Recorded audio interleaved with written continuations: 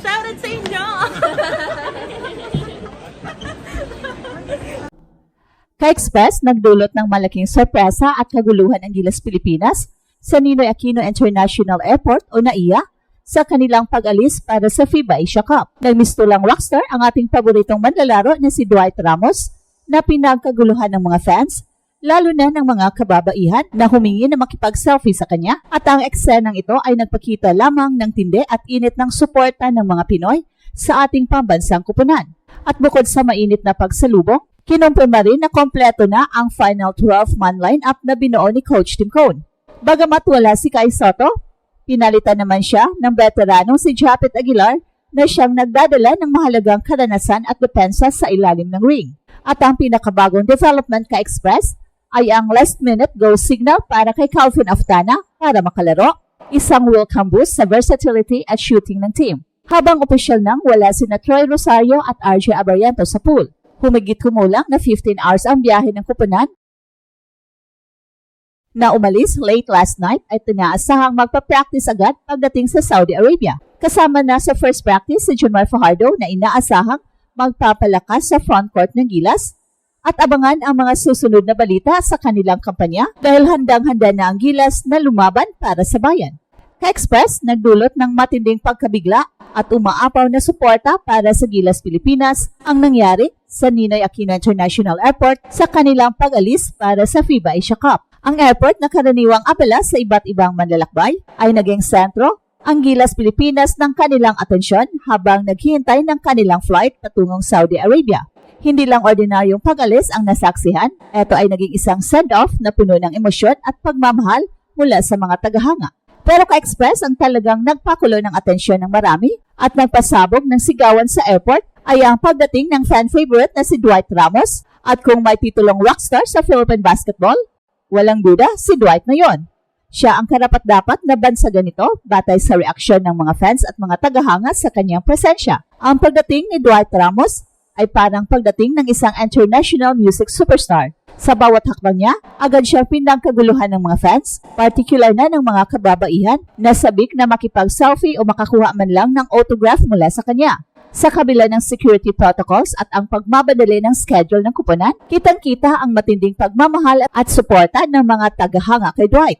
Matyaga siyang nagbigay ng kanyang oras para makipag-ugnayan sa kanila, nagbigay ng ngiti at kaway bago tuluyang sumakay sa eroplano. Ang eksenang ito ay nagpakita lamang kung gaano kalaki ang influensya at popularidad ng ating mga Gilas players, particular na si Dwight Ramos, na kilala hindi lang sa kanyang husay sa basketball, kundi pati na rin sa kanyang appeal at kababaang loob. Ang kanyang presensya ay nagdulot ng isang festive at energetic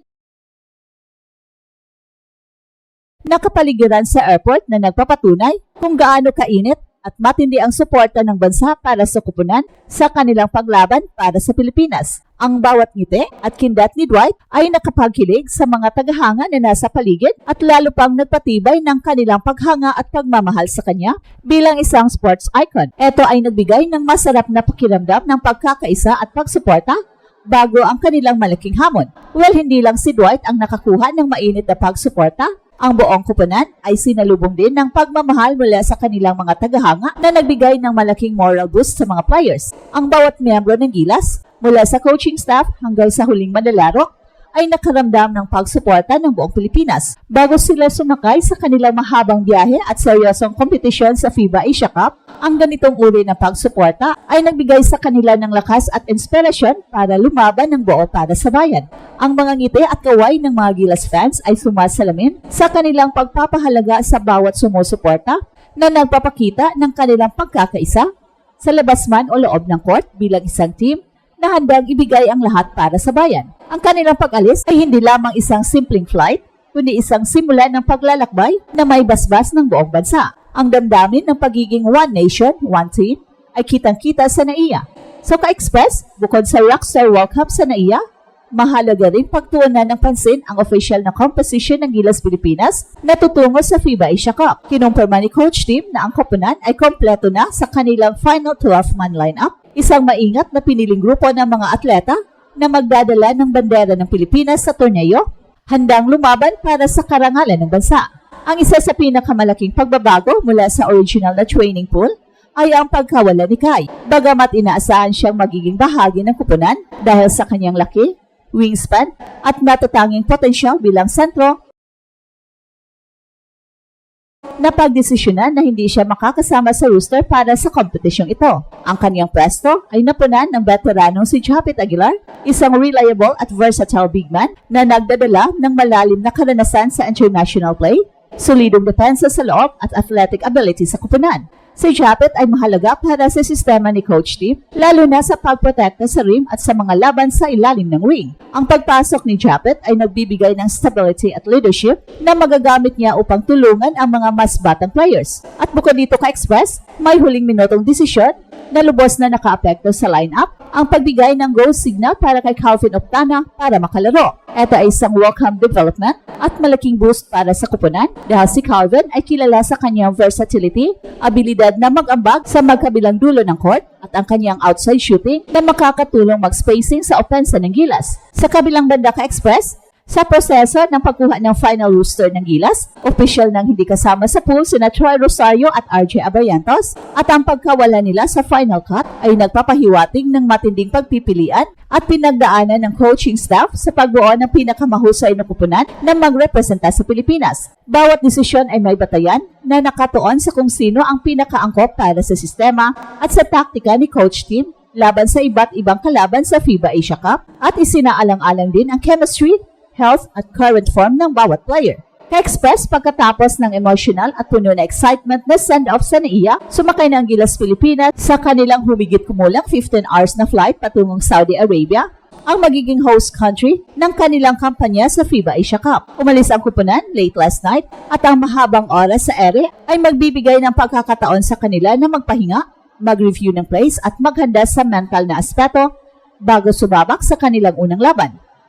Ang ganitong klase ng intercontinental na biyahe